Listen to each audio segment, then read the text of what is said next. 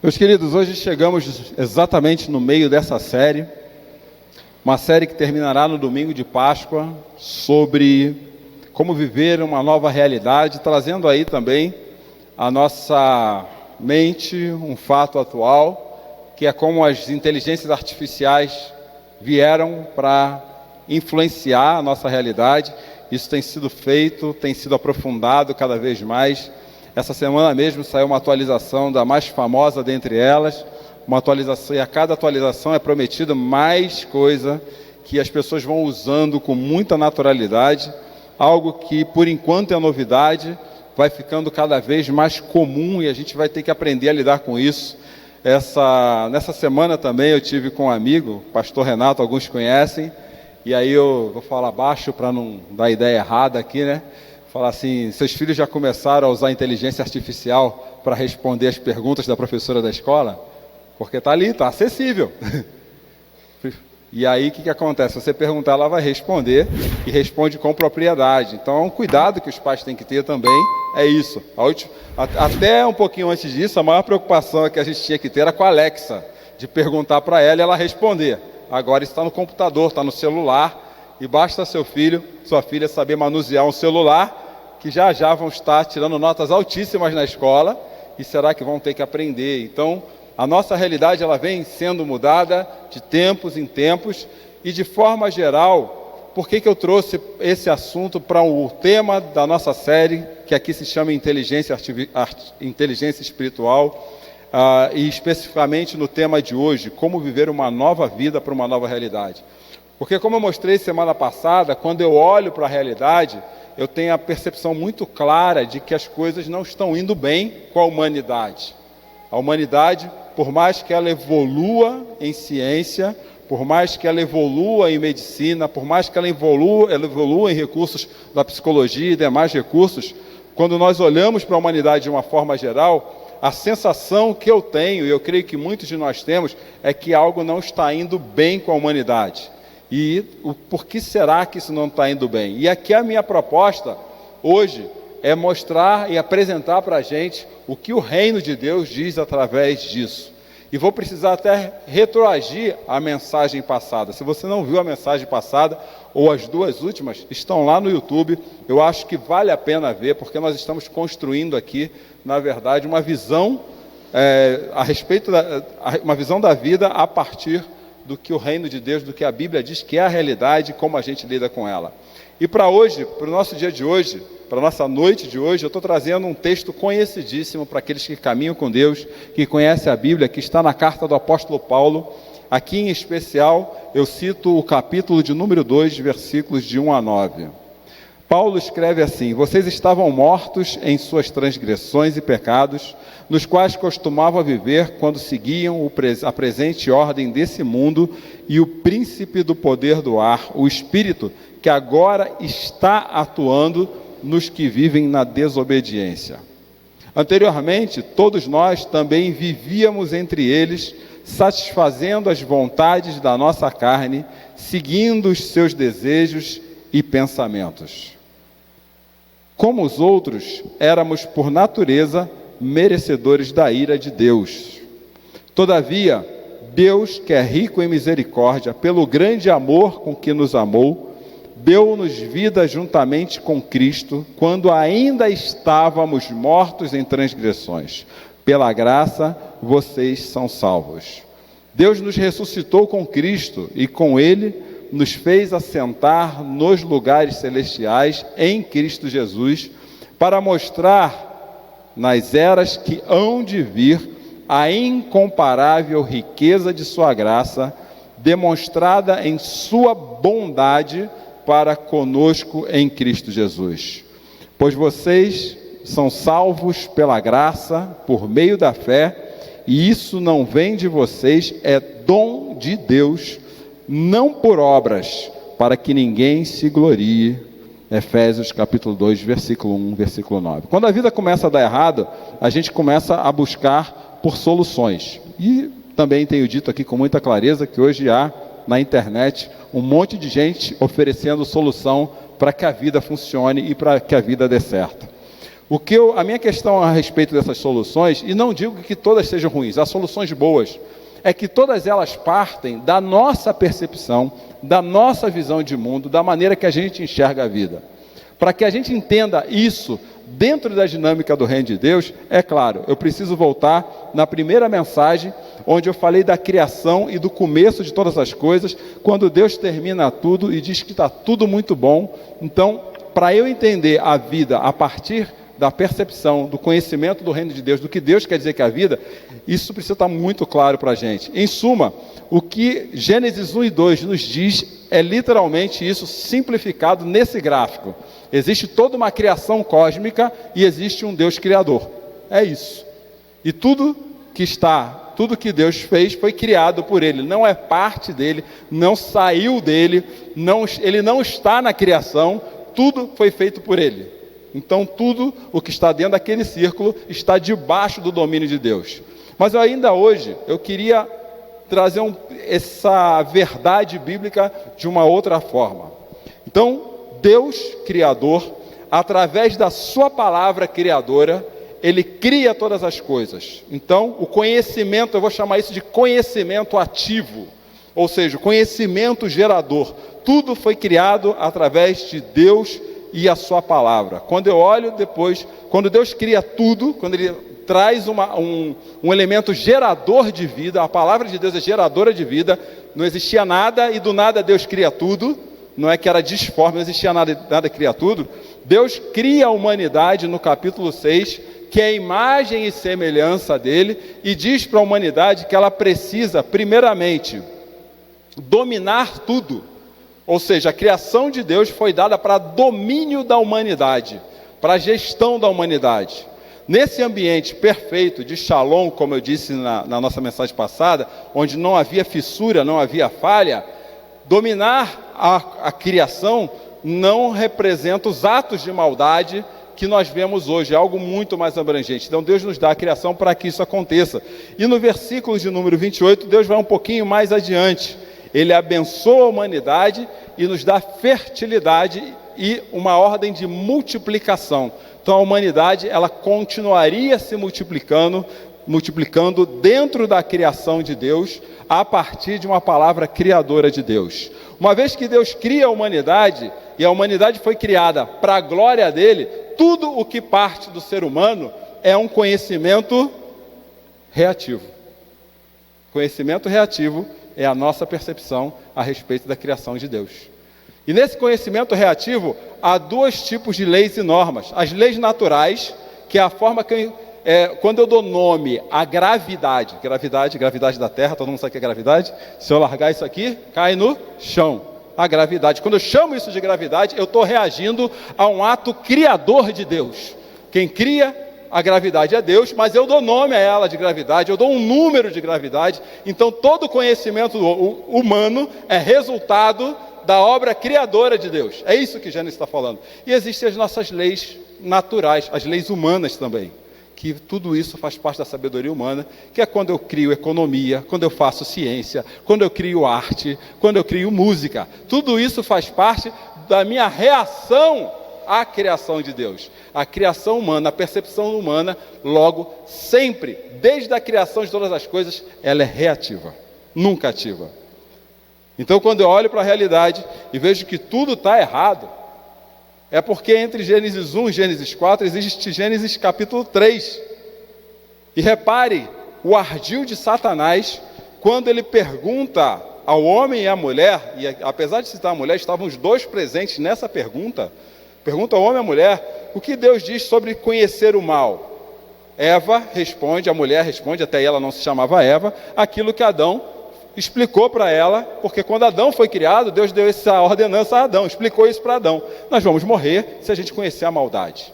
A maldade, ela vai trazer morte.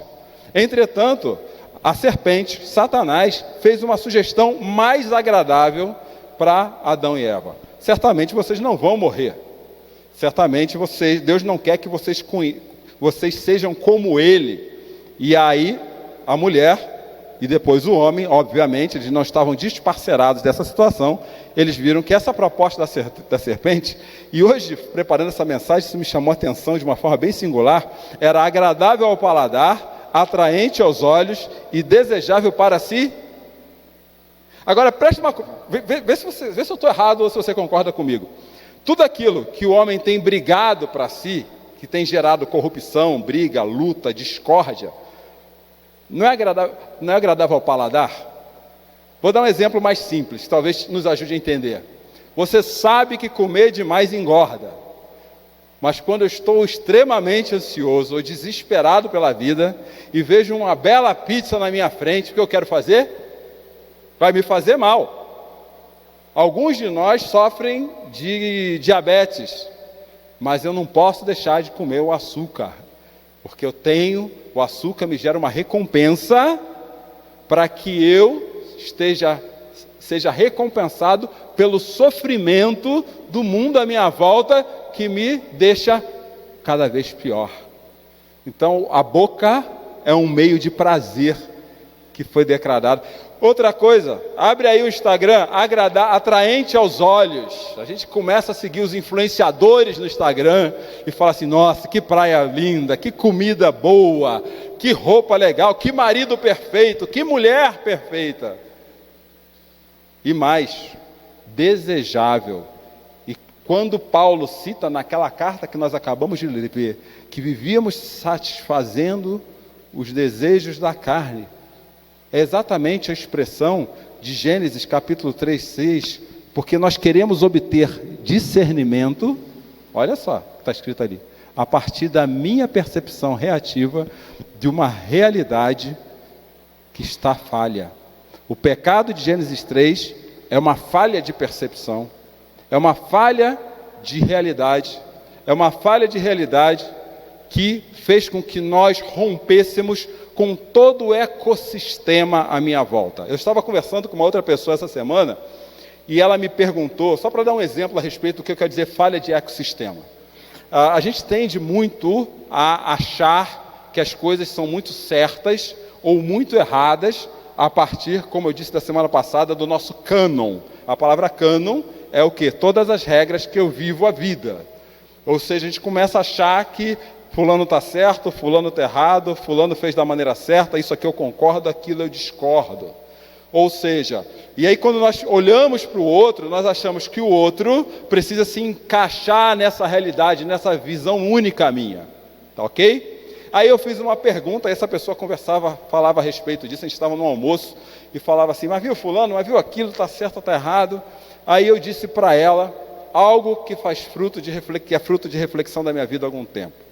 Hoje, antes de perguntar se a pessoa está certa ou se ela está errada, a minha pergunta é se ela está funcional. E o que define se uma vida está indo bem é seu ecossistema, é tudo à volta dela.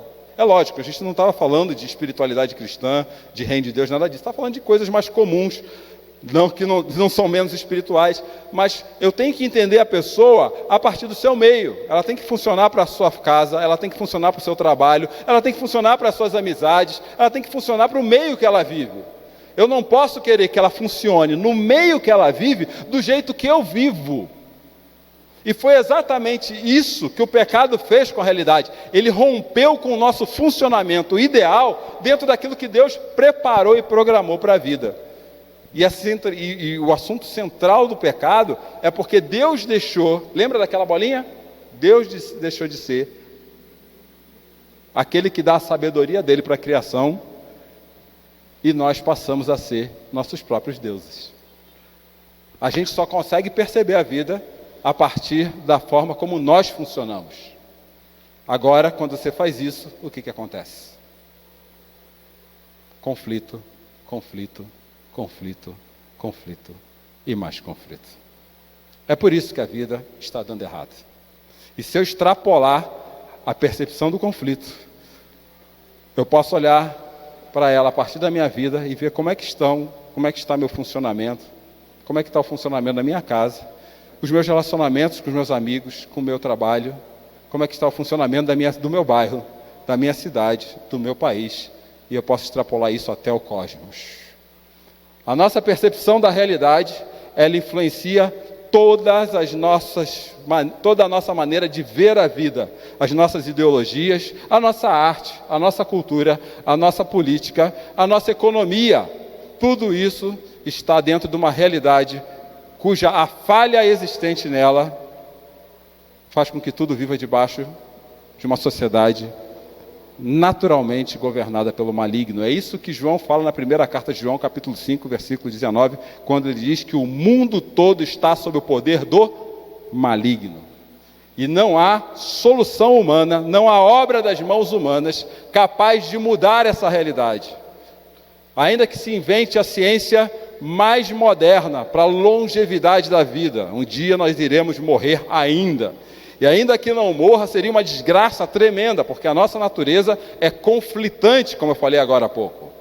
Ainda que invente a sabedoria, o método melhor da felicidade, tudo isso faz parte da minha percepção reativa a uma realidade corrompida pela falha chamada pecado. É simples assim.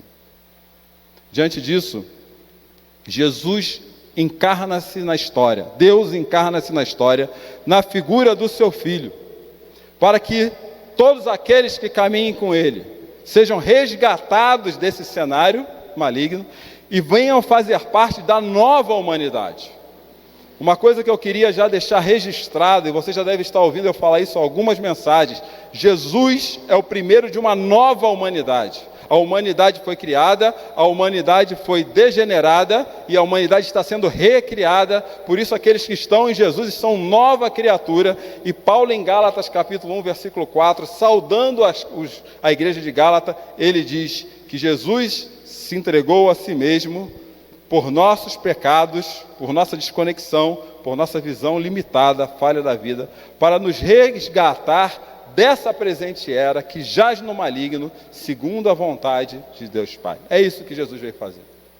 Jesus nos convida a fazer parte de uma nova humanidade. Ele é o primeiro dessa nova humanidade. Uma nova humanidade que naturalmente se distancia de Deus.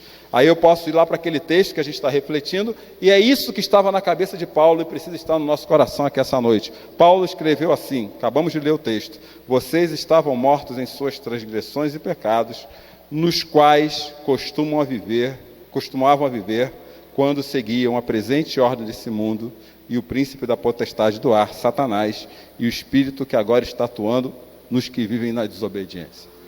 Paulo está deixando claro que não existe meio termo.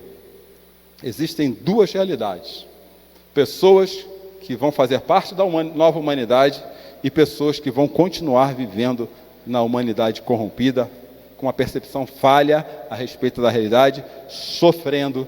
E aqui eu quero trazer uma pergunta para você que está me ouvindo essa noite: qual sistema está te governando atualmente? Como forma você vive? O apóstolo Paulo, na carta aos Romanos, diz que o Espírito que nós recebemos de Jesus, através de Jesus, não é um espírito de escravidão mais. É um outro espírito. Nós não somos mais escravos dessa realidade. Entretanto, cabe a mim falar a todos nós aqui essa noite que essa realidade ainda pode estar influenciando a nossa visão, influenciando nossos pensamentos, influenciando nossas ações. Qual é a realidade que tem regido a sua vida? Pois Jesus te convida, está te chamando, te chamou para a realidade da nova humanidade, para uma outra humanidade. E é por isso que Paulo, nos versículos 4 e 5, ele fala assim: todavia, apesar de sermos quem somos, de estarmos dentro dessa estrutura, Deus, que é rico em misericórdia, não merecimento, misericórdia, recebemos algo que não merecíamos por natureza, pelo grande amor com que nos amou, única e exclusivamente pelo seu amor, deu-nos vida juntamente com Cristo, deu-nos zoe, não é bios, zoe, é vida antitética, vida que é ao contrário, vida que vai no caminho separado de toda a vida que pode nos levar à morte. É isso que Paulo está falando. Vai na vida contrária. Deus está nos oferecendo um outro caminho, nessa nova humanidade, juntamente com Cristo, quando ainda estávamos sem merecimento nenhum a respeito dela, e isso Ele está te dando de graça. Quando a gente fala de conversão, A gente precisa pensar, também trazendo um exemplo prático, na conversão da rua. Eu sigo aqui, subindo a Santa Cruz, faço a conversão e vou no sentido contrário. Dentro das duas realidades, a atual e a da nova humanidade, a vida caminha por caminhos de morte. Jesus está te oferecendo o caminho de vida. E Ele está te oferecendo isso de graça. Infelizmente, a palavra salvação, dentro da nossa cultura religiosa cristã, ela foi reduzida demais. Um dia a gente poderia até conversar sobre isso. Mas o que Jesus quer dizer o que Paulo quer dizer com ser salvo? Eu vou trazer simplesmente três princípios do que estava na cabeça de Paulo quando ele falava de salvação. O primeiro dele é que é ser libertado ou libertada da influência do mal sistêmico que corrompe a humanidade. Salvação, em primeiro lugar, é isso. Existe uma influência e você está sendo libertado dela. Jesus, vem viver. E esse mal, por que eu faço questão de citar mal sistêmico? Porque quando a gente fala em pecado, a gente costuma entender pecado como as ações da nossa vida.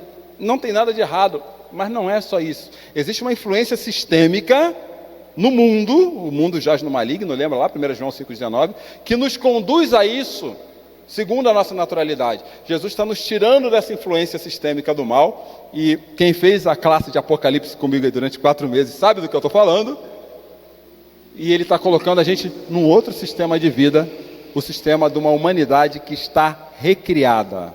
Guarda essa frase, está recriada. Ser salvo para Paulo é ter todos os parâmetros da vida alterados. Gálatas capítulo 5, 19 e 21, vai falar lá do fruto da carne, os frutos da carne e o fruto do Espírito. Você não dá mais fruto pela carne, você precisa dar fruto pelo Espírito. Fica esse texto para sua reflexão em casa. Então os parâmetros da vida se alteram para que sejam os parâmetros do reino de Deus. E em terceiro e último lugar, essa aqui, talvez, mesmo estando por último, não é menos importante.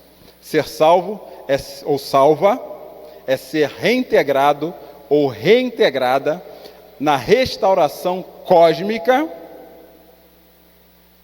Toda a criação está sendo restaurada. Ser reintegrado na sua restauração pessoal, você se torna uma nova pessoa em Cristo. E ser reintegrado numa comunidade. Ser salvo é ser reintegrado cosmicamente, comunitariamente e pessoalmente.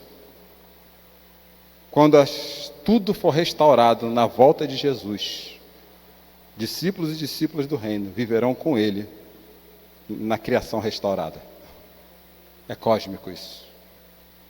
Quando Jesus nos chama para caminhar com Ele, Ele nos coloca numa caminhada comunitária. O povo de Deus, no Antigo Testamento, participava de uma caminhada comunitária, atravessando o deserto, vivendo como reino. A igreja de Jesus é comunitária, nunca individual. Não existe igreja individual em Cristo Jesus. E essa restauração é pessoal. Você já não vive mais em função dessa realidade sistêmica do mal, pois Jesus nos fez assentar, e já estamos assentados, já fazemos parte disso. Nos fez assentar em lugares celestiais. E a nossa vida com Cristo precisa mostrar àqueles que estão adiante de nós, nossos filhos, nossos amigos, nossos parentes, nas eras que hão de vir, o quanto Deus é rico e cheio de graça. E basicamente isso é o seguinte: eu não mereço nada de Deus. Se você pudesse escanear meus pensamentos, minhas vontades, meus desejos mais profundos, eu não mereço nada de Deus. O Cláudio não merece nada de Deus. Fiz 54 anos sem merecer nada de Deus. Mas Deus, cheio de graça, Ele continua me amando e me colocou, sabendo quem eu sou, nos lugares celestiais. E por isso é um fruto da sua única e exclusiva bondade. Não há nada que eu possa fazer para mudar minha relação com a realidade, porque Cristo já fez tudo. É simplesmente assim. O que Cristo fez foi ressignificar esse gráfico. E aí você está sabendo de tudo que eu tenho dito até agora. Jesus, aí você pode ver João capítulo 1, Colossenses capítulo 1 também, 15 a 19, falam que Jesus é o autor da criação. Jesus está chamou cada um de nós a nos arrependermos. E arrepender-se é rejeitar a influência maligna do seu autogoverno e render-se ao governo de Jesus sobre toda a sua vida. Isso é arrependimento. O que Jesus nos faz é um convite para a nova criação. Aceitar o convite de Jesus é aceitar o seu governo. Estar disposto e disposta a fazer parte de uma nova vida cósmica, comunitária e pessoal. E por isso Paulo termina falando assim: se alguma coisa acontece na vida de vocês, é pura bondade de Deus, pela sua graça, é presente dele para você. Nenhuma obra, nada que você possa fazer, nenhum sistema religioso te conduz a isso.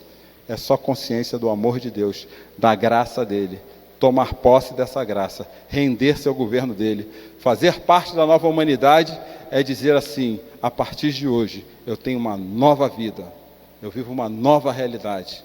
Não mais a realidade que todo mundo vive, mas totalmente diferente da vida. Apesar de eu não me distanciar da vida, porque é nessa vida, aí fora, que eu sou agente do reino de Deus. É através das minhas vidas, da minha vida, que as pessoas conhecem Jesus. É através dos meus atos que as pessoas encontram sentido para a vida delas, mas não porque o Cláudio é bonzinho, não porque o Cláudio faz coisa boa para ela, não porque o Cláudio pratica as boas ações, porque através da vida do Cláudio, da Samira, do Marcelo, de quem quer que esteja aqui dentro, as pessoas vão vendo Jesus em nós, através de nós. Logo, como viver uma vida que vale a pena? Bom, em primeiro lugar, renunciar à sua autonomia. Essa é a primeira coisa. A nossa percepção é reativa, e a nossa percepção reativa está contaminada pelo pecado, porque o mundo jaz no maligno. Renuncia a isso. É a primeira coisa. Mas, Cláudio, eu já fiz isso. Avalie a sua vida com clareza e vê se você realmente está fazendo isso. Sério mesmo. Seja honesto. Você não precisa ser honesto, nem honesta comigo. Seja honesta com você. Seja honesta com Deus. Você renunciou mesmo. Renunciou. Todas as áreas da sua vida renunciaram à autonomia. Para ver. Relacionamento, dinheiro, o que for. Para ver. Segundo lugar, viver essa nova realidade é ter uma vida que reconhece o senhorio de Jesus e o acolhe como seu Senhor.